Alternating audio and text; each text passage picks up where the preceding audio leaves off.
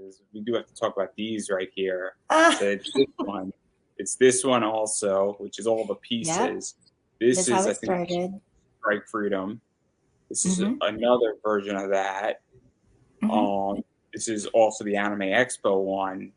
And so, Yeah. what's the deal behind this? Because this is like the first time in a while I've seen actually somebody do a mecha unit versus a pilot. Yeah. I've One of the first animes that I remember seeing as a kid is an old Japanese one called Space Cruiser Yamato. And there was another one in the Philippines, Voltus 5, Mazinger Z. And then here in the US, it was Robotech. So I was always fascinated with mecha because there's just a different kind of power of these machines in space. And then when you bring those machines in on Earth situation, it's a different kind of escapism.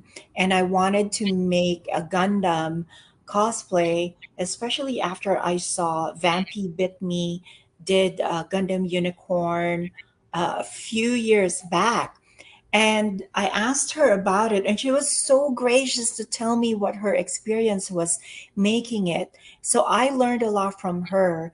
And when I made the Gundam wing, I knew that I wanted to be able to move around. That means I could not cover myself up in armor. So the armor part was good. I didn't think of the wings part. And remember, I said earlier about EVA foam being heavier. That wing part is made of maybe 4 layers of quarter-inch and half-inch EVA foam, plus hot glue, plus PVC pipe, plus wood dowel, plus lights, plus paint. So the whole wing unit of that Gundam wing, the first one you showed, the whole thing is almost 20 something pounds on a person as tiny as me. Yes. And because the it's tilting backwards, it just felt a lot heavier. So I learned so much from that. As fun as it looks, I look like a toy, which is my goal. I learned to make it a, half the weight and even easier to move in, and I can travel with. That's why the orange Gundam came about, Strike Freedom.